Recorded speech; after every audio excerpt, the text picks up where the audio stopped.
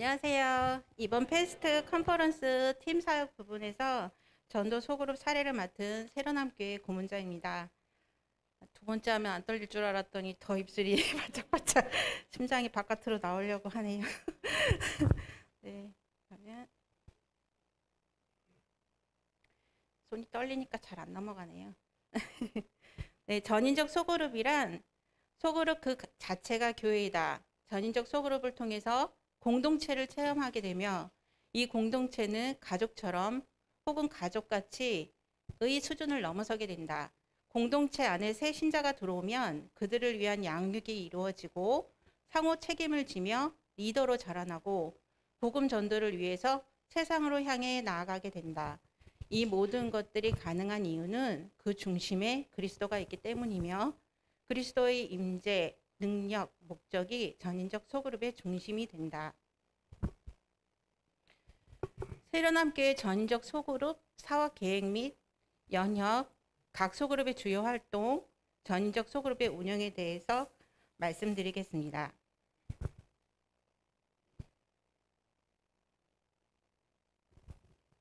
먼저 새로남교회 전인적 소그룹 사업 계획 및 연역에 대해서 간략하게 말씀드리겠습니다.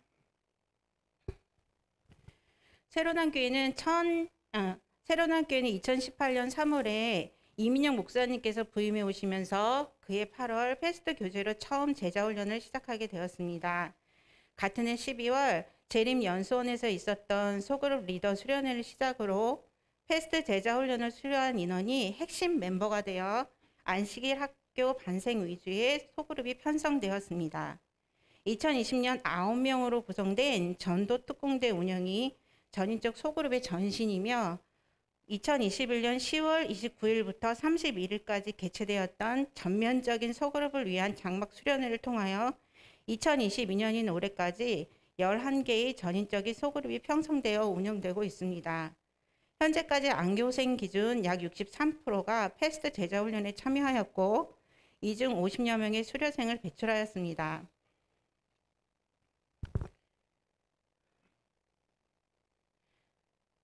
각 소그룹의 주요 활동에 대해서 말씀드리겠습니다.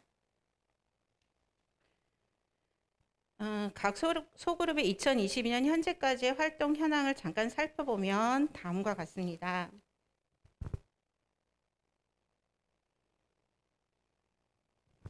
하늘문 소그룹은 평균 연령 70대 이상인 중보 기도 사역을 사명으로 하는 소그룹으로 주로 노년층을 구도자로 하는 팀 사역이 이루어지고 있습니다.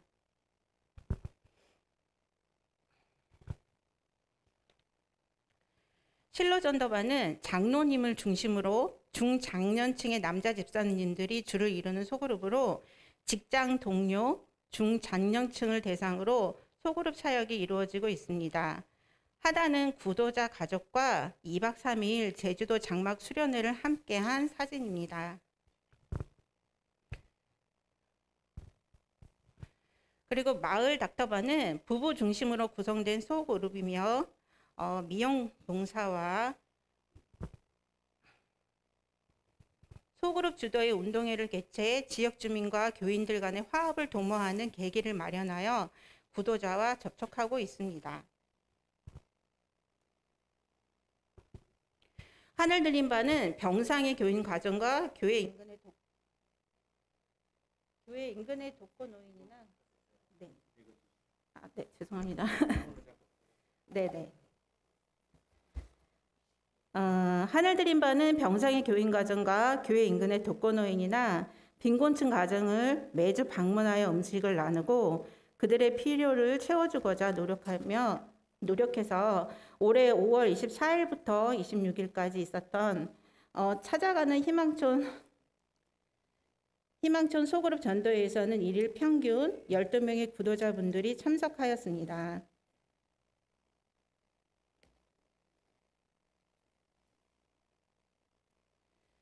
한나기도반은 주로 20대에서 30대의 학령기 자녀를 둔 젊은 집사님들로 구성된 소그룹입니다.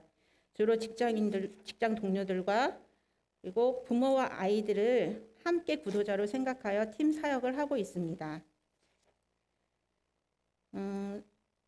사랑소리반은 주로 찬양 사역을 하는 소그룹으로 구도자와 함께하는 나들이뿐만 아니라 대내적으로는 시니어 중창단 활동과 대외적으로는 지역 음악회를 통해서 구도자와 접촉을 하고 있습니다. 행복누리반은 지역에 소외된 이웃과 독거노인 등을 매주 방문, 음식 배달과 생필품을 전달하고 있으며 주로 노년층을 대상으로 8월에 개최했던 명품 인생 학교에서는 3일 동안 주변 지역에서 구도자가 1일 평균 15명 이상이 참석하였습니다. 그 외에 스카이캠프 헤세드반은 패스트 제자 훈련뿐만이 아니라 이름량 찾기 및 매주 전도지 분급 등을 통한 팀 사역으로 구도자를 만나고 있습니다.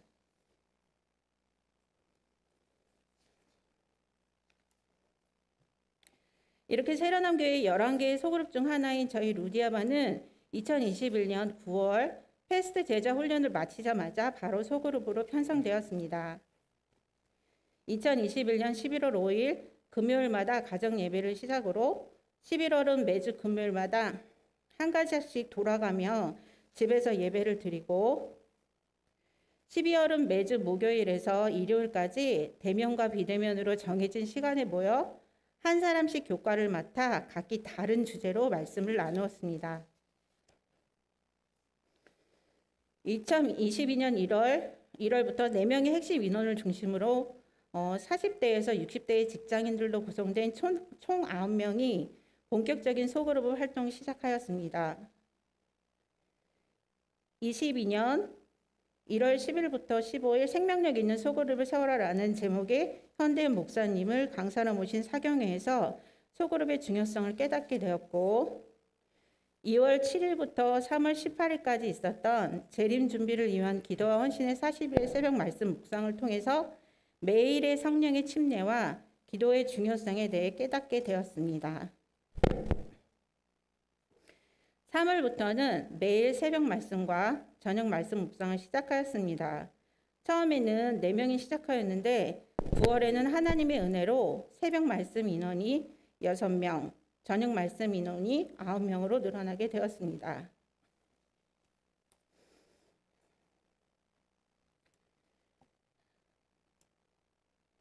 (10월에는) 저희 소그룹이 루디아와 마라나타로 분반을 하게 되었습니다. 지금도 여전히 두 소그룹이 아침 묵상과 저녁 말씀 묵상을 모두 하고 있습니다. 한 연구 결과에 따르면 코로나 이후 60%가 넘는 소그룹들이 모이지 못했다고 말했습니다.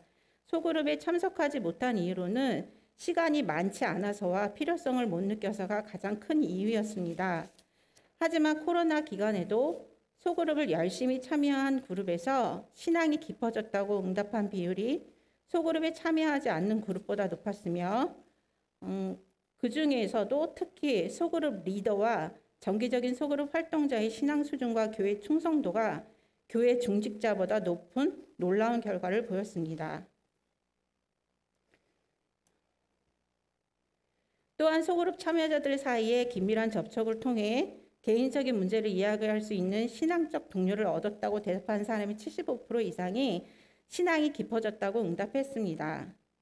저희 소그룹이 인원이 늘어나 분반까지 하게 된 것은 여러 시간대의 모임을 계획해 시간이 맞지 않아 참석하지 못하는 인원의 비율을 줄였고 매일매일의 묵상을 실천함으로 서로 간의 연락이 긴밀해지고 그것이 서로를 끈끈한 신앙적 동료로 만들어 주었기 때문이라고 생각됩니다.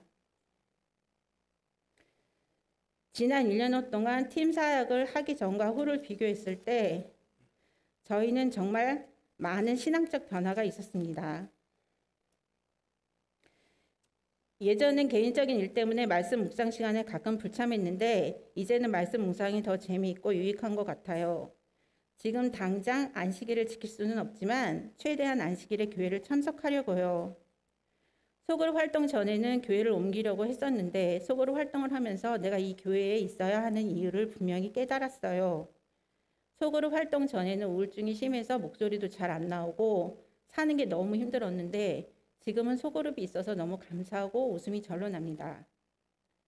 말씀 묵상이 이렇게 흥미있고 재밌는지 몰랐었어요. 내가 변화가 안 되는 이유를 이제야 알 것 같아요.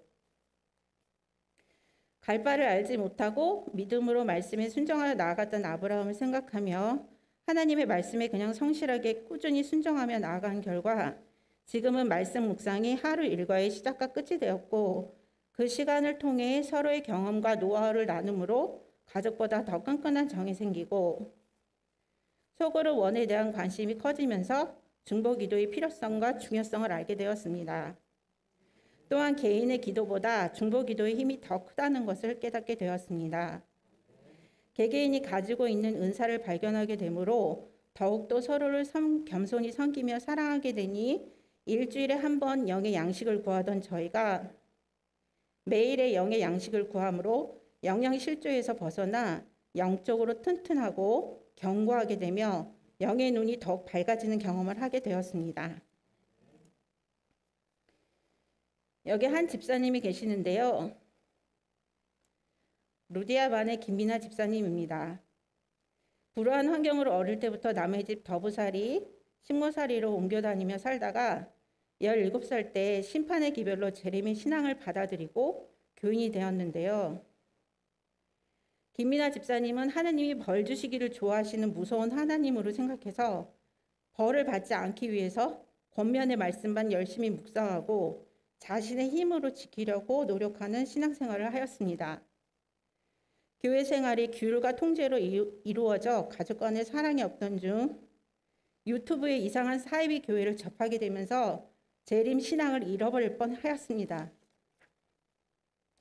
속으로의 말씀 묵상을 통해서 하나님은 사랑이시라는 말씀의 의미를 깨달아가던 중 하나님의 섭리로 갑작스럽게 허리를 다치게 돼서 병원에 입원하게 되었습니다. 그곳에서 손영훈이라는 구도자를 만나게 되었는데 그분에게 예수님을 소개해주고 싶다는 열망으로 본인의 건강이 좋지 않은데도 불구하고 퇴원 후에도 보존기를 한 상태로 열심히 전도하여 6개월 만인 11월 12일 어제 안식일 저희 소그룹의 첫 침례자이자 김민아 집사님의 첫 열매인 기쁨의 침례식을 거행하게 되었습니다. 이 발표를 통해서 서로의 부족한 부분을 헌신적으로 채워주시고 나누기를 주저하지 않았던 루디아 소그룹 원들과 도전 정신을 주신 목동교회 김경목 장로님과 전인적 소그룹을 위해서 여러 강사님들을 초청하여 저희를 양육해 주신 이민용 목사님과 여기까지 이끌어 주신 하나님의 사랑과 은혜에 진심으로 감사드립니다. 네, 한 사람이면 패하겠거니와 두 사람이면 맞설 수 있나니 새 겹줄은 쉽게 끊어지지 아니하느니라. 이것으로 세라남 교회의 전도 소그룹 사례를 모두 마치겠습니다. 감사합니다.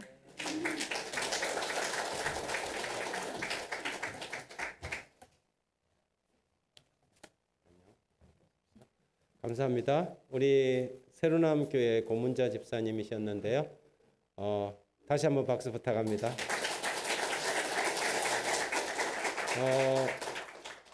저도 질문하고 싶은 게 있는데 아마 여러분들 마음속에 세로남 교회 사례에 대한 질문이 있을 것 같아요. 혹시 질문하실 게 있으면 손을 들어서 좀 질의해 주시면 고맙겠습니다. 마이크 좀 준비해 주시겠어요? 네, 마이크 좀 준비해 주시고. 먼저 제가 질문 하나 던지겠습니다. 그 세로남 교회의 63% 기억에 그런 것 같아요. 63%의 분들이 제자 훈련을 받았는데 84명이 받았다 그러는데요. 84명이 그 패스트 제자 훈련을 받은 것이 이렇게 1기, 2기, 3기 이렇게 받은 건지 아니면 목사님이 이렇게 그룹으로 모아서 한 건지 좀 이야기 좀 해주시고.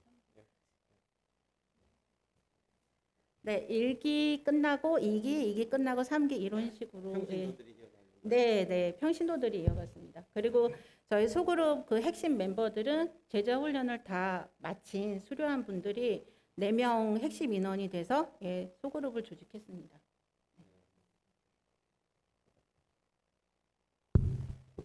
혹시 그 11개 그 소그룹이 있다 그랬는데요.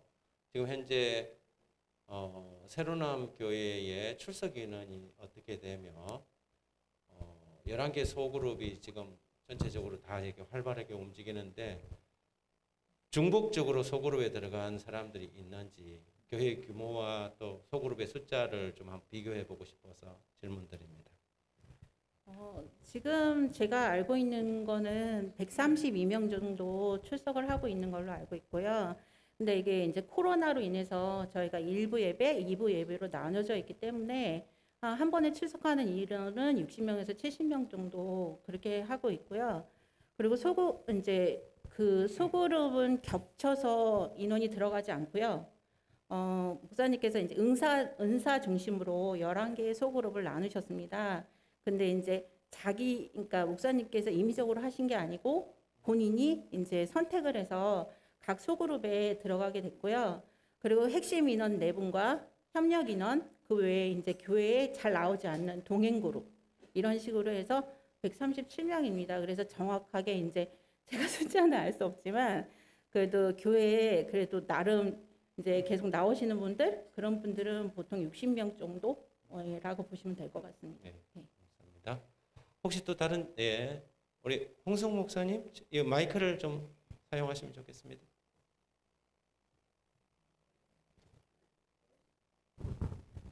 말씀 묵상하고 패스트킷 관계에 대해서 좀 말씀을 해주시는데 네. 말씀 묵상을 매일 아침마다 같이 나누시는 겁니다. 네.